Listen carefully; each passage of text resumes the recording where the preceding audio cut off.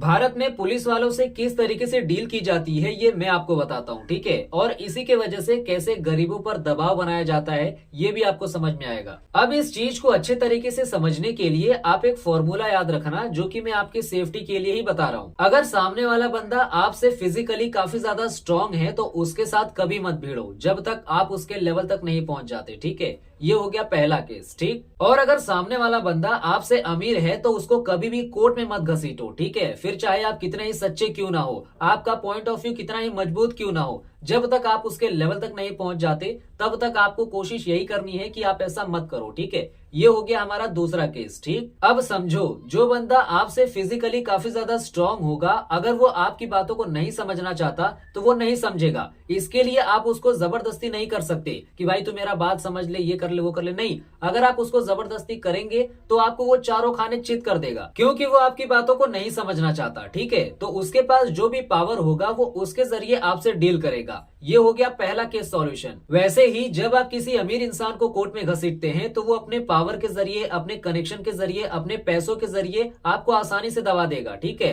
फिर चाहे आप कितना ही सही क्यों ना हो, आप उसके सामने कुछ नहीं कर सकते ज्यादातर मामलों में, ठीक है। तो ये हो गया हमारा दूसरा केस सॉल्यूशन, ठीक है। इसलिए भारत में कोई आम आदमी किसी बड़े आदमी से भिड़ने से पहले 10 बार सोचता है, ठीक है। डरता नहीं है, उसको पता है अपनी कैपेसिटी कि भैया मेरी कैपेसिटी क्या है, ठीक है। इसलिए वो जानबूझकर पीछे आ जाता है, ठीक है। यहाँ पर डरता वरता कोई नहीं है भाई, सब तिकड़ा में, सब आगे बढ़ते हैं, ठीक है। तो उसको पता है कि वो कितने पानी में है, उनकी हिम्मत नहीं पड़ती। क्यों? क्योंकि उनको पता है कि भैया आगे चलकर उनको दबा दिया जाएगा। और वैसे भी भारत में कानून से इंसाफ मांगने का मतलब ये है कि भैया अपनी जिंदगी भर की कमाई एक झटके में गवा देना, ठीक है। जो कि कोई आम आदमी चाहता नहीं है, क्योंकि आज का सिस्टम पैसों पर चल रहा है। जहां पर पैसा दिखेगा वहां पर ये सूंघते सूंघते पहुंच जाएंगे। अब इन सारी चीजों को देखकर बहुत से लोग कानून को दोषी ठहराते हैं, ठीक है। तो ये जो दोषी ठहराते हैं ये लोग गलत नहीं है और ना ही ये कानून गलत है, ठीक है। क्योंकि ये कानून मजबूत लोगों के जरिए बनाया गया है, किसी आंडू पांडू के जरिए नहीं, ठीक है। तो दोषी कौन है इसको समझो। अभी के समय में जो कानून के रखवाले हैं वो दोषी है। क्यों? क्योंकि अगर बनाए गए नियम कानून को ये कानून के रखवाले सही तरीके से पालन करते ना, तो इन अमीर लोगों के करोड़ों फेंकने पर भी और पीएम तक के कनेक्शन होने के बावजूद भी गरीबों को आसानी से न्याय मिलता, ठीक है। तब इनके पैसे, इनके कनेक्शन, इनके पावर कहीं कुछ काम नहीं आता। लेकिन अभी के कानून के रखवाले ईमानदार नहीं है, ठीक है। अब हालांकि सभी ऐसे नहीं है, लेकिन सभी वैसे भी नहीं है, समझ रहे हो ना। आज के समय में यहाँ पर एक कांस्टेबल से लेके जज तक सब बिका जा रहे हैं, ठीक है। ज्यादातर लोग स्ट्रिक्ट नहीं है इस चीज को लेकर। अगर स्ट्रिक्ट होते तो आज के समय में सभी गरीबों को न्याय मिलता, ठीक है। किसी गरीब के ऊपर किसी भी तरीके का कोई दबाव नहीं रहता, ना तो सामने वालों के जरिए और ना ही कानून के रखवालों के जरिए। अब यहाँ पर एक और नियम याद रखना कि अगर मैटर एक गरीब और एक गरीब के साथ है, यानी दोनों गरीब के साथ है, तो उसमें से जो सही होगा वो जीतेगा, ठीक है। लेकिन अगर मैटर एक गरीब और एक अमीर, पावरफुल, कनेक्शनफुल और मनीफुल के साथ है, तो भैया जो सामने वाली पार्टी मजबूत रहेगी हमेशा ज्यादातर मामलों में वही जीतेगी, ठीक है। तो सोच समझ के आगे का डिसीजन लेना। अब यहाँ पर बात आती है कि भैया क्या हम इंसाफ मांगना ही छोड़ दे? नहीं भाई, ऐसा नहीं है। अगर आपकी कैपेसिटी है मामले को आगे तक लेके जाने की, तब आप लेके जा सकते हैं, आपको 100% जस्टिस मिल सकता है। लेकिन यहाँ पर आपके पैसों की, आपके समय की और आपकी एनर्जी की एक लिमिट होगी, ठीक है। अगर आप एक नॉर्मल बंदे हैं तो ठीक है, तो आप चाह कर भी इससे बाहर नहीं जा सकते। अगर आप जाते हैं तो आप कहां से जाएंगे? हाँ, जब ये चीजें आपके पास बचेगी ही नहीं तो एक समय ऐसा आएगा कि आप वहीं पर हार मान जाएंगे, ठीक है। तो ये सारी चीजें बाद में गंवाने से अच्छा है आप पहले ही ये सारी चीजें करने से पहले आप 10 बार सोच लो, ठीक है। आप अपनी ईगो को एक टाइम पे साइड रख दो और एक बार झुक के आप सॉरी बोल दो या कुछ भी, जिसके वजह से आपका जो भी बचा कुचा रहेगा कम से कम वो तो सही सलामत रहेगा। अब मान लेते हैं कि आप मामले को आगे तक लेके जाते हैं, ठीक है। अब होगा क्या? होगा ये कि आप अपने एक रेंज लिमिट के हिसाब से वकील करेंगे, ठीक है। आपकी जो भी कैपेसिटी होगी अमाउंट की, मनी की, ठीक है। और जो सामने वाला बंदा होगा वो तो होगा भैया पावरफुल, कनेक्शनफुल, मनीफुल, जिसके वजह से वो एक हाई एक्सपीरियंस वकील को टारगेट करेगा, ठीक है। जिसके वजह से वो आपको पहले ही बार में चारों खाने चित कर देगा। अगर आप अपने आप को प्रॉपर प्रिपेयर नहीं रखते तो बात वही कि अगर आपके पास दाव पर लगाने के लिए पैसे हैं तो आप आगे जा सकते हैं, ठीक है। क्योंकि यहाँ पर सब पैसों का ही खेल है, आप जितना पैसा फेंकोगे उतना ही आपका मामला आगे तक जाएगा, जीतने के चांसेस बढ़ जाते हैं, ठीक है, अगर आप टिके रहते हैं। लेकिन भैया भारत में केस लड़ते लड़ते अच्छे लोगों की हालत खराब हो जाती है, अच्छे अच्छे कंगाल हो जाते हैं, ठीक है। तो यहाँ पर डिसीजन आपके ऊपर है, ठीक है, सोच समझ के चलना। अब यहाँ पर हम मेन सवाल पर आते हैं कि भैया पुलिस किस तरीके से काम करती है और किस तरीके से इनसे डील किया जाता है, ठीक है। चलो मैं बताता हूँ। तो अभी मेरे इधर एक इंसिडेंट हुआ था, ठीक है, जिसमें दो पार्टियां मौजूद थी जो कि एवरेज थी। एवरेज का मतलब ये है कि वो ना तो बहुत ज्यादा गरीब थी और ना ही बहुत ज्यादा अमीर थी, ठीक है। हालांकि वो आते गरीब की ही कैटेगरी में थे। अब इतने भी गरीब नहीं थे भैया, दाल चावल रोटी खाने के लिए पैसे थे, ठीक है। एक पार्टी में गवर्नमेंट जॉब वाला बंदा था और दूसरे पार्टी में प्राइवेट वाला बंदा था, लेकिन वो गवर्नमेंट वाले से ज्यादा ही कमाता था, ठीक है। तो मतलब समझ लो 35-45 वाले ही थे, ठीक है, मतलब हमसे तो ज्यादा ही अमीर थे ना भाई, तो इतना गरीब नहीं थे, ठीक है। अब हुआ क्या भैया, ये दोनों का हो गया लफड़ा और मामला पुलिस तक पहुंच गया। तो यहाँ पर उस पुलिस वाले ने दोनों पार्टियों की बात सुनी, ठीक है। उन दोनों पार्टियों में से एक पार्टी सही थी तो दूसरी पार्टी गलत थी, ठीक है। अब जो पार्टी गलत थी उसको पुलिस वाले ने बहुत डांटा, बहुत गाली दी उसके मैटर के हिसाब से, ठीक है। अब भैया तुमको तो पता ही है कि यूपी के जो पुलिस वाले होते हैं वो बिना गाली के साथ बात करते नहीं है, तो गालियां तो वो जरूर देंगे। और वहां पर गांव का प्रधान भी मौजूद था। क्यों? क्योंकि भैया गांव के मामले में इरधान प्रधान हर जगह घुसे रहते हैं। तो पुलिस और प्रधान ये दोनों जो सही था उसके तरफ से बात कर रहे थे, यानी जो सही पार्टी थी उसका साथ दे रहे थे। उसके बाद इन दोनों पार्टियों को अगले दिन पुलिस ने बुलाया थाने पर, ठीक है, कि भैया आ जाओ, वहां पर जो हिसाब किताब होगा वो क्लियर करेंगे, ठीक है। अब हुआ क्या इसको समझो। तो यहाँ पर सबसे पहली पार्टी सामने वाली पहुंची, यानी जो गलत वाली पार्टी थी वो सबसे पहले पहुंची और साथ में प्रधान भी। उसके बाद कुछ समय बाद दूसरी वाली पार्टी भी पहुंच गई, ठीक है। अब पहुंचने के बाद वो जो गांव का प्रधान था और वो जो पुलिस वाले थे वो उल्टा इन्हीं को डांटने लगे, यानी जो सही वाली पार्टी थी उल्टा ये इनको ही गाली देने लगे, इनको ही डांटने लगे। यानी एक दिन पहले जो ये पुलिस वाले और गाँव का प्रधान इनके तरफ से हाँ में हाँ मिला रहे थे, आज ये उल्टा इन्हीं को गाली दे रहे हैं, इनको ही डांट रहे हैं कि तुम ऐसा करते हो वैसा करते हो, इस तरीके से रहो, सही तरीके से रहो, नहीं तो तुमको जेल में डाल देंगे, ठीक है। अब भैया ये पार्टी तो एकदम हक्का बक्का रह गए, एक दूसरे का मुंह ताकने लगे, एकदम शॉक हो गए, बोले यार ये क्या हो गया।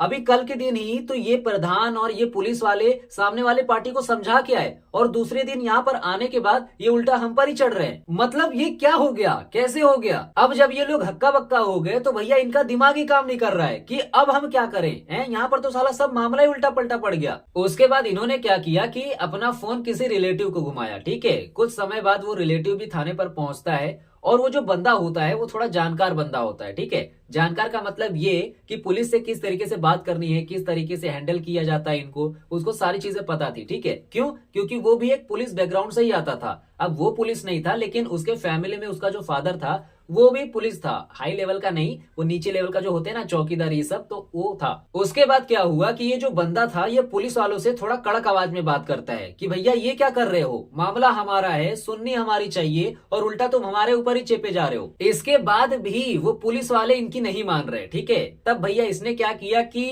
अपना फोन निकाला और घुमा दिया। ऐसे नहीं घुमाया, किसी को फोन किया, ठीक है।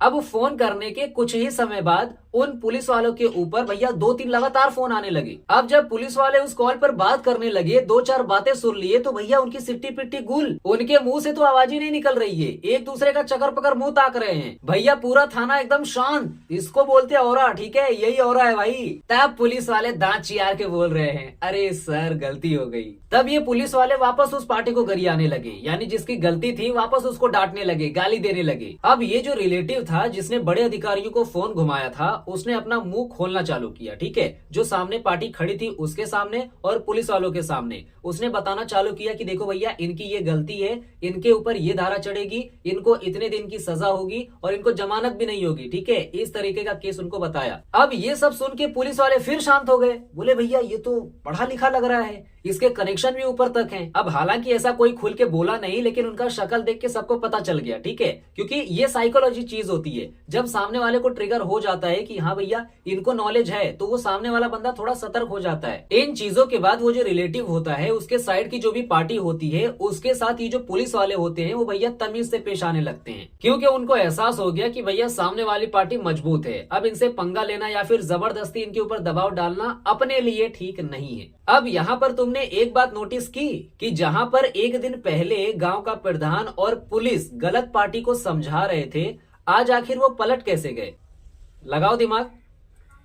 नहीं तो चलो मैं बताता हूं। तुम्हें याद होगा मैंने वीडियो में पहले बताया था कि जो सामने वाली पार्टी थी वो थाने पर पहले पहुंच गई, है ना? तो यहाँ पर थाने में पहले ही पहुंचकर घूस पानी का डोज दे दिया गया था, ठीक है, पुलिस को भी और गांव के प्रधान को भी, ताकि होनी तो हमारी वाली ही चाहिए। अब दिए रहेंगे 5-10 हजार, जो कि सभी में बटा होगा, है ना? जब सभी में बटेगा तभी तो भैया सब उसी की तरफ से बोलेंगे, एक तरफा है। तो इसलिए इन्होंने पलटी खाई, क्योंकि मामला घूस पताई का था, ठीक है भैया। गजब तरीके से गिरगिट की तरह रंग बदले इन्होंने। तो ये भारत है जनाब, यहाँ पर 100 डायल करो तो पुलिस आ जाती है और 100 पकड़ा दो तो चली भी जाती है। अब यहाँ पर तुम सोचो कि ये जो पुलिस प्रशासन है, गांव के प्रधान है, ये हमारे सेवा के लिए बनाए गए हैं, ताकि जो गलत है उसको गलत ठहराया जाए और जो सही है उसको सही ठहराया जाए, सही के आधार पर। सबसे पहले दोनों तरफा की बातों को सुना जाए, उसके बाद उसको समझा जाए, उसके बाद अपना फैसला सुनाया जाए, ताकि सही को सही न्याय मिल सके और समाज में हो रही गलत चीजों को हटाया जा सके। ये हमारे सेवा के लिए बने हैं, लेकिन सेवा कर किसकी रहे हैं? जो इनके मुंह पर पैसों की गड्डियां फेंक रहे हैं उनकी सेवा कर रहे हैं, ठीक है। बाकी सही क्या है गलत क्या है वो जाए भाड़ में, इनका उससे कोई मतलब नहीं है। सच जानने के बावजूद भी ये इस तरीके से पलटी खाते हैं कि भैया तुम भी सोच में पड़ जाओगे कि यार मैंने कहीं इनसे मदद मांग की कोई बहुत बड़ी गलती तो नहीं कर दी।